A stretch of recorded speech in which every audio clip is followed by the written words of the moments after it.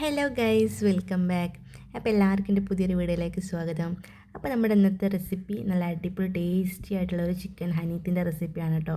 അപ്പോൾ നമ്മളെ കബ്സ മന്തി അതൊക്കെ മാറ്റി നിർത്തിയിട്ടെങ്കിൽ ഈ റൈസ് ഒന്ന് ഉണ്ടാക്കി നോക്കട്ടോ. നല്ല ടേസ്റ്റാണ്, നല്ല ഫ്ലേവർ ആയിട്ടുള്ള റൈസ് ആട്ടോ. അപ്പോൾ നമുക്ക് റെസിപ്പി കണ്ടാലോ.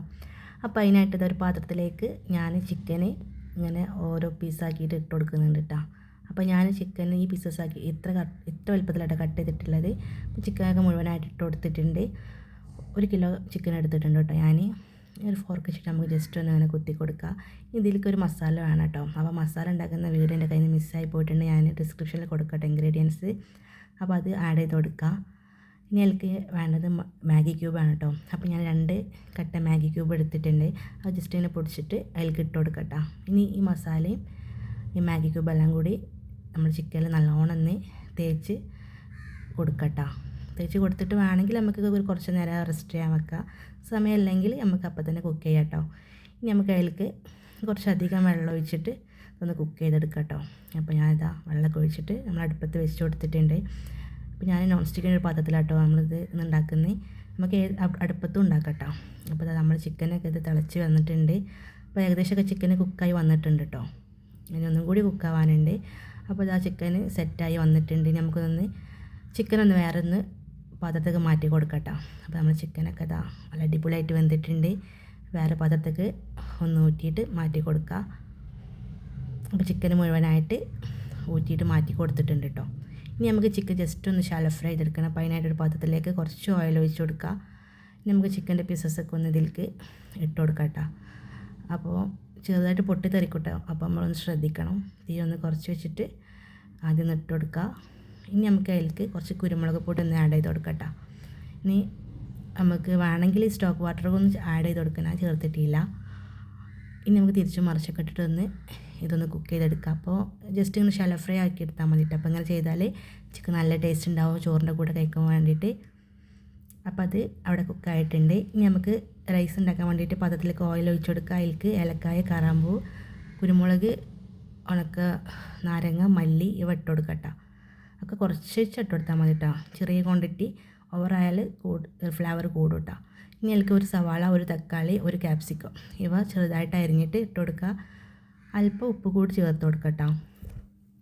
ഇനി നമുക്ക് നല്ലോണം ഇത് വഴറ്റി കൊടുക്കുക. അപ്പോൾ ഞാൻ ഉപ്പ് ആഡ് ചെയ്തത് ഇതൊന്ന് പെട്ടെന്ന് വഴണ്ട് കിട്ടാൻ വേണ്ടിയിട്ടാണ് കേട്ടോ. നമ്മൾ ഉള്ളിയൊക്കെ അപ്പോൾ നമ്മൾ ഉള്ളി, തക്കാളി, ക്യാപ്സിക്കൊക്കെ നല്ലോണം ഒന്ന് വഴണ്ട് വന്നിട്ടുണ്ട്.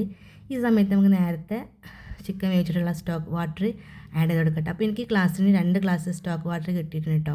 ഈ ക്ലാസ്സിന് 3.5 ഗ്ലാസ് അരി കേട്ടോ ഞാൻ എടുത്തിട്ടുള്ളത്.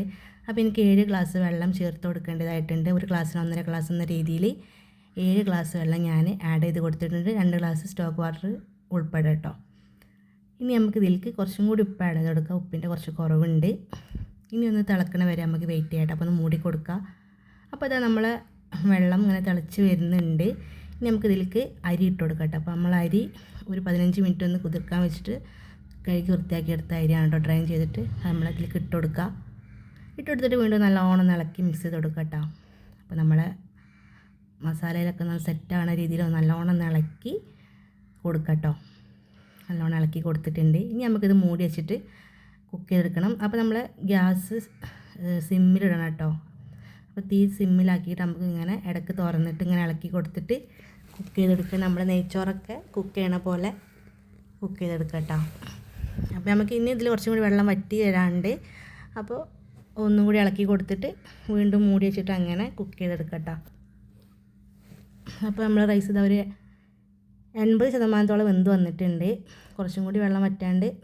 അപ്പം കുറച്ച് നേരം കൂടി വെയിറ്റ് ചെയ്യാം കേട്ടോ. അപ്പോൾ ഒന്നും കൂടി മൂടി വെച്ചിട്ട് നോക്കാം.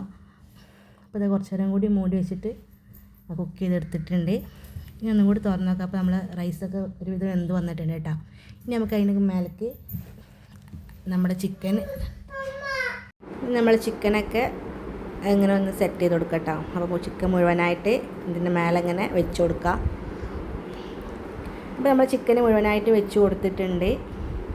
ഇനി ലാസ്റ്റ് ഫൈനലായിട്ട് നമുക്ക് കുറച്ച് മല്ലിയില കൂടി ഇതിൻ്റെ മേലെ ആഡ് ചെയ്ത് കൊടുക്കണം കേട്ടോ. അപ്പോൾ ഞാൻ അത് കുറച്ച് മല്ലിയിലൊക്കെ ചെറുതാക്കി അരിഞ്ഞിട്ട് ഇതിൻ്റെ മേലെ ഇങ്ങനെ ജസ്റ്റ് ഇങ്ങനെ ഇട്ട്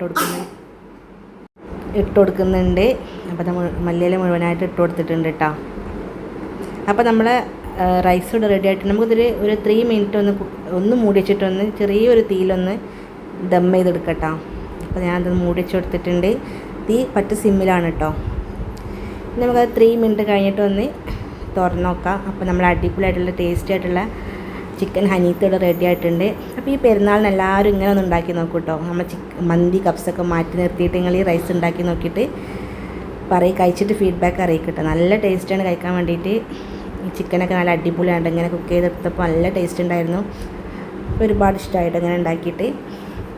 അപ്പോൾ നിങ്ങളും എല്ലാവരും ഈ പെരുന്നാൾക്ക് ഇങ്ങനെ ഒന്ന് ഉണ്ടാക്കി നോക്കിയിട്ട് പറയട്ടാ. അപ്പോൾ വീഡിയോസൊക്കെ ഇഷ്ടപ്പെട്ടാൽ ചാനൽ സപ്പോർട്ട് ചെയ്യാനും ഫോളോ ചെയ്യാനും മറക്കല്ലോ. Okay, by.